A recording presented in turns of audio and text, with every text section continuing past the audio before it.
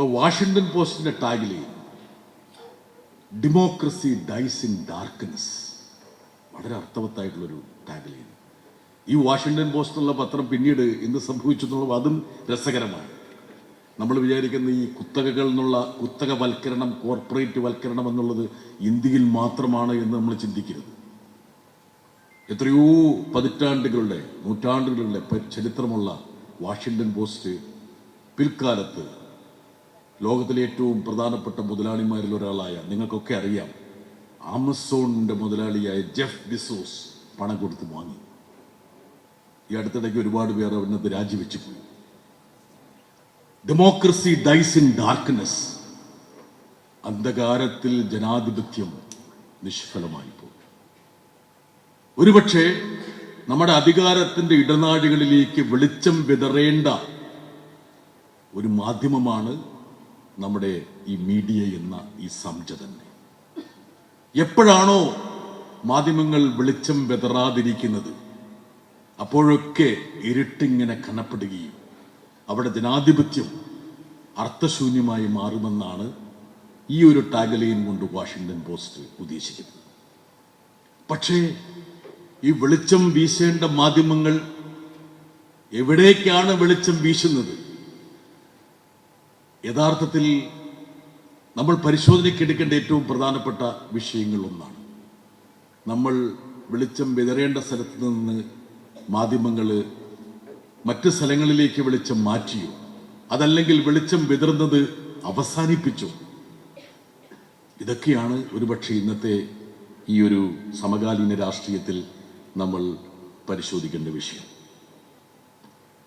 ഇന്നത്തെ ഇന്ത്യൻ മാധ്യമ മേഖലയെക്കുറിച്ച് ഞാൻ പറഞ്ഞില്ല. എന്താ കാരണം എന്ന് വെച്ചാൽ നിങ്ങൾക്കെല്ലാം അറിയാം. ഒരു ചെറിയൊരു ഉദാഹരണം ഞാൻ പറയാം. 2014 നരേന്ദ്രമോദി അധികാരത്തിൽ വന്ന ശേഷം ഇന്ത്യയിലെ മാധ്യമങ്ങളെല്ലാം ഒന്നൊന്നായി, നമ്മൾ ഈ പ്രളയകാലത്തൊക്കെ ഇങ്ങനെ ചില മൺകൂനകളൊക്കെ ഇങ്ങനെ വെള്ളത്തിലേക്ക് ഇങ്ങനെ അടിഞ്ഞ് പോയി ഒഴുകിപ്പോകുന്നത് പോലെ ഇന്ത്യയിലെ മാധ്യമങ്ങളെല്ലാം ഒന്നൊന്നായി ഇങ്ങനെ ആ ഒരു ഹിന്ദുത്വ ധാരയിലേക്ക് ഇങ്ങനെ മടങ്ങിപ്പോയി.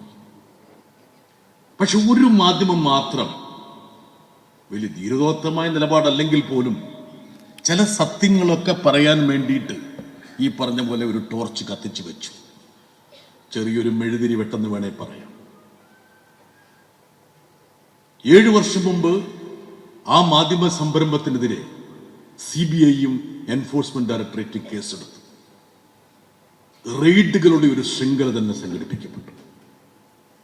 പൊറുതിമുട്ടി ആ മാധ്യമ സംരംഭകൻ തൻ്റെ ആ ഒറ്റ തുരുത്ത് ഇന്നത്തെ ഭരണാധികാരിയുടെ ഏറ്റവും വലിയ ചങ്ങാതിയായ അദാനിക്ക് കൈമാറി. ആ മാധ്യമ സംരംഭത്തിൻ്റെ പേരാണ് NDTV, പ്രണോയ് റോയ്. ഒരുപക്ഷെ നമുക്കെല്ലാം പരിചിതമായിട്ടുള്ള ഒരു മുഖമാണ്, ഒരു നാമമാണ്. തെരഞ്ഞെടുപ്പ് കാലങ്ങളിലൊക്കെ പ്രണോയ് റോയിയുടെയൊക്കെ വിശകലനങ്ങൾ കേൾക്കാൻ നമ്മൾ ടെലിവിഷന്റെ മുമ്പിൽ നിൽക്കും. ആ വ്യക്തി ഭാര്യയോടൊപ്പം വിദേശത്തേക്ക് പോകുന്ന സമയത്ത് വിമാനത്തിൽ നിന്ന് അദ്ദേഹത്തിനെ പിടിച്ചിറക്കി. താങ്കൾക്കെതിരെ ലുക്കൌട്ട് നോട്ടീസ് ഉണ്ട് എന്ന് പറഞ്ഞ് ഇന്ത്യയിലെ ഏറ്റവും പ്രധാനപ്പെട്ട ഒരു മാധ്യമ പ്രവർത്തകനെ. അതോടുകൂടി അദ്ദേഹം മനസ്സിലായി, ഈ മാധ്യമവുമായിട്ട് മുന്നോട്ട് പോയാൽ തന്റെ സ്ഥാനം തീഹാർ ജയിലിലായിരിക്കുമെന്നുള്ള ആ തിരിച്ചറിവിൽ ഇന്ത്യയിലെ ഏറ്റവും സ്വീകാര്യതയുള്ള മാധ്യമ മുഖങ്ങളിലൊന്നായ പ്രണോയ് റോയ് തന്റെ സംരംഭം താൻ വളരെയേറെ കഷ്ടപ്പെട്ട് വേദനയോടെ തന്റെ വിയർപ്പും രക്തവും കൊടുത്ത് സ്ഥാപിച്ചെടുത്ത ആ ഒരു സംരംഭം ചെങ്ങാത്ത മുതലാളിത്തത്തിന്റെ ഏറ്റവും സുപ്രധാന കണ്ണുകളിലൊന്നായ അദാനിക്ക് കൈമാറി അദ്ദേഹം സ്ഥലം മാറ്റി. പിന്നീട് ഇന്ത്യയിലെ ഒരു മാധ്യമം പോലും നരേന്ദ്രമോദിക്കെതിരെ ഒരു വിരൽ പോലും ചൂണ്ടിയിട്ടില്ല. ഞാൻ കേരളത്തിലേക്ക് വരാം, ഒരുപക്ഷെ നിങ്ങൾക്ക് അതായിരിക്കും കൂടുതൽ താല്പര്യമെന്ന് എനിക്കറിയാം. 1980കളുടെ അന്ത്യത്തിനാണ് ഞാൻ ഡൽഹിയിൽ പോയത്. 80കളുടെ അന്ത്യത്തിൽ എന്ന് പറയുമ്പോൾ ചില ടീച്ചർമാർ കൈയൊക്കെ വിരലൊക്കെ എടുത്തിട്ട് വർഷം എത്രയായി അങ്ങനെ എൻ്റെ വയസ്സ് കണക്കൂട്ടുന്നുണ്ട്. അത് നേരിട്ട് ചോദിച്ചാൽ മതി, ഞാനങ്ങ് പറഞ്ഞുതരാം. അതെ, എന്തായാലും വിഷം മാഷേക്കാളും എളുപ്പമാണ് എനിക്കെന്നുള്ള കാര്യം നിങ്ങൾ മനസ്സിലാക്കുക. അന്ന് രാജീവ് ഗാന്ധി 4/3 ഭൂരിപക്ഷത്തിന് ഇന്ത്യ ഭരിച്ചുകൊണ്ടിരിക്കുക. 4/3 ഭൂരിപക്ഷം. ഇന്ന് 400-ലേറെ സീറ്റുകൾ കിട്ടുമെന്ന് അഹങ്കരിച്ച നരേന്ദ്രമോദിക്ക് 240 സീറ്റ് മാത്രമേ ഉള്ളൂ. 2 ഊന്നുവടികളുടെ സഹായത്തോടെയാണ് അദ്ദേഹം ഭരണവുമായിട്ട് മുന്നോട്ട് പോകുന്നത്. പക്ഷേ എങ്കിലും അദ്ദേഹത്തിന്റെ മനോഭാവത്തിൽ യാതൊരു മാറ്റവുമില്ല. സലിംകുമാർ ഏതോ പട്ടത്തിൽ പറഞ്ഞ പോലെ, ലുക്കില്ലെങ്കിലും നല്ല ബുദ്ധിയെന്ന് പറഞ്ഞ പോലെ, ഭൂരിപക്ഷമില്ലെങ്കിലും ആ ഒരു മനോഭാവത്തിൽ അദ്ദേഹത്തിന് യാതൊരുവിധ ഭാവഭേദവും സംഭവിച്ചിട്ടില്ല. അന്ന് അത്ര അതിശക്തനായ ഭരണാധികാരി എന്ന് നമ്മൾ കരുതുന്ന 4/3 ഭൂരിപക്ഷം എന്ന് പറഞ്ഞാൽ ലോകസഭയുടെ ഒരു ഘടന നിങ്ങൾക്കെല്ലാം അറിയാം. പച്ചപതിച്ച ലോകസഭയുടെ ഓരോ ഡ്രോയിലും ഇങ്ങനെ കോൺഗ്രസ്സുകാർ ഇങ്ങനെ ഇരിക്കും. അതിൽ ഓരോ മൂലയ്ക്ക് മാത്രമാണ് പ്രതിപക്ഷത്തുള്ള അംഗങ്ങളുടെ സാന്നിധ്യം. അന്നത്തെ പ്രതിപക്ഷ അംഗങ്ങളുടെ മുഖമൊക്കെ എൻ്റെ മനസ്സിലേക്ക് വരുന്നുണ്ട്. മധു ദന്തവതെ, ഉപേന്ദ്ര, ജോർജ് ഫെർണാണ്ടസ് എന്ന് തോന്നുന്നു, സോമനാഥ് ചാറ്റർജി, ഇന്ദ്രജിത് ഗുപ്ത, അങ്ങനെ ഏതാനും പേര്. നമ്മുടെ നാട്ടിൽ നിന്ന് KP ഉണ്ണികൃഷ്ണൻ, സുരേഷ് കുറുപ്പ്, അങ്ങനെ കുറച്ച് പേരും.